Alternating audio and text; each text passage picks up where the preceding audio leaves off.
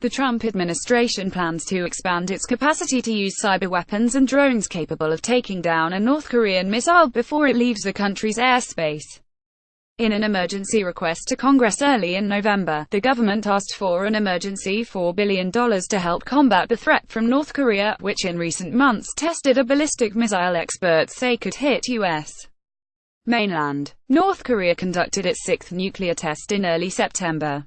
Getty Images keep up with this story and more by subscribing now. Lawmakers and defense officials are concerned that the U.S. missile defense system may not be sufficient to deter an attack, and want to expand the range of weapons at the disposal of military chiefs, such as cyberweapons designed to interfere with North Korean missile systems and drones to shoot them down minutes after they're launched, lawmakers and defense officials told the New York Times. Trump praised the THAAD missile defense system, but tests revealed that the batteries stationed in Alaska and California to shoot down long-range missiles launched at the states are only effective about half the time. They're looking at everything.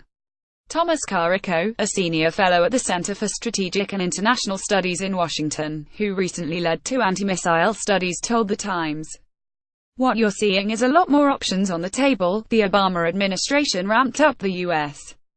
capacity to sabotage North Korean missile launch systems through cyber attacks. However, the potential efficacy of such attacks is uncertain. What you can achieve through cyber means is a little unclear because so little of North Korea's critical infrastructure is.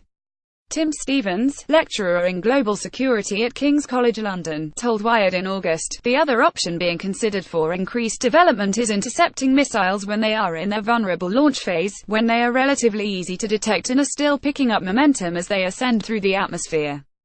The U.S. Missile Defense Agency is working on boosting its launch phase interception capacity using high-energy lasers, but its implementation is considered years away.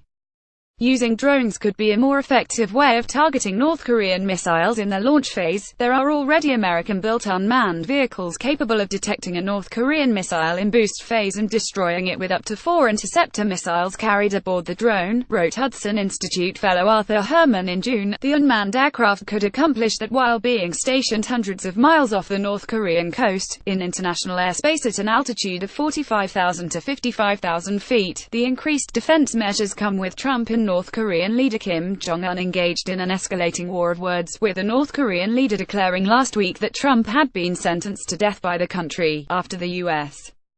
president renewed calls for North Korea to abandon its nuclear program.